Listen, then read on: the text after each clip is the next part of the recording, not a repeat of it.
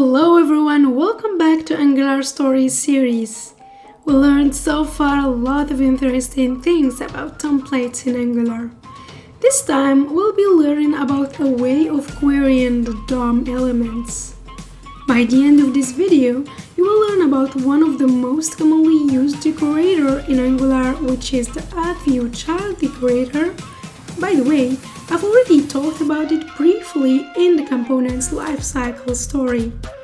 It's time to learn its extremely useful powers and how to use them.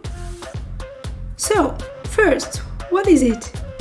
The ViewChild decorator allows you to get an instance to a child component or directive or generally access a DOM element within the component class.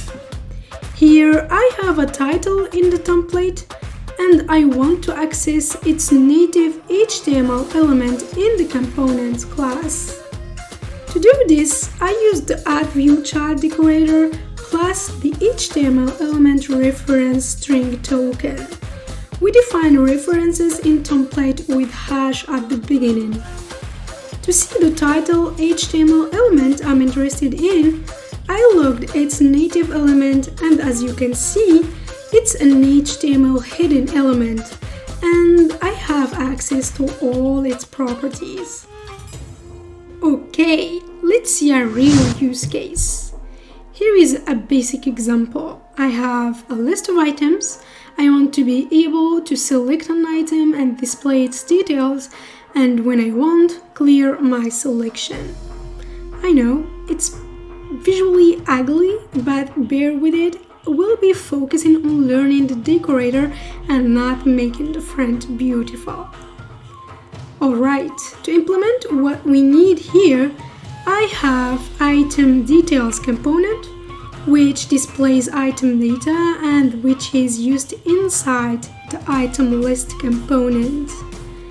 This one displays the list of items with a button to select each, and when an item is selected, it displays its details, its name in this case, and finally I have a button to clear my selection.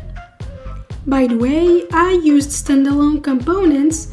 They are like traditional components except that they don't need a module.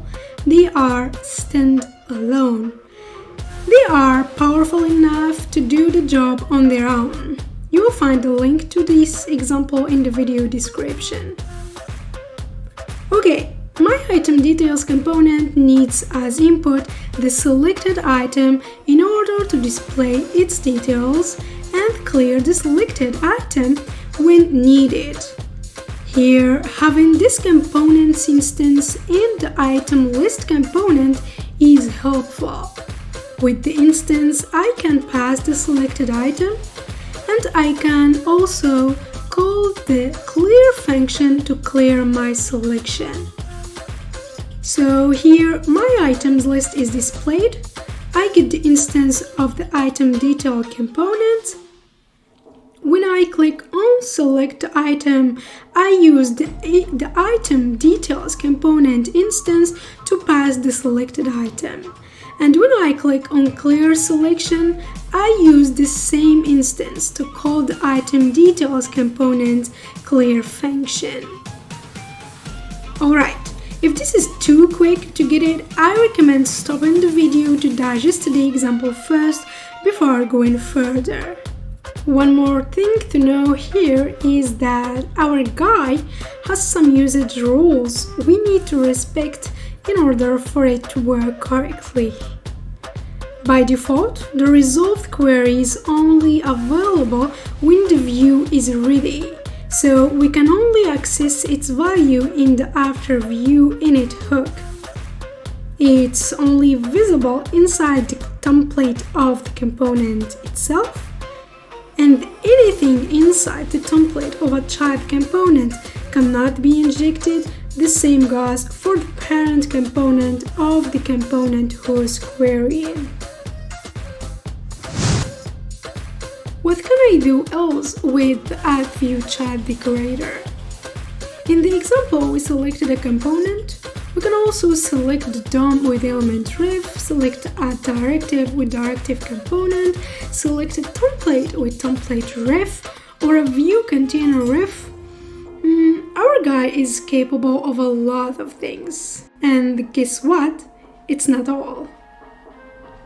ViewChild got extra metadata properties to provide more flexibility in configuring the ViewChild variable. First, the selector, we've already used it by selecting the item details list component. It can also select directive, HTML element, etc. Second, read property. To specify what we want to read, let's say I selected the item details component, but I don't want the component instance. Rather than that, I want its DOM element. We can do this by adding the read property set to element ref, just like this.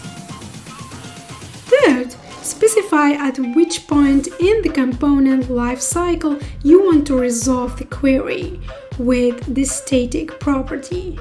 Here is how it works. If I want to access the queried element, component, or whatever it is at the component initialization, then I need to tell Angular, hey, please resolve the query before change detection runs.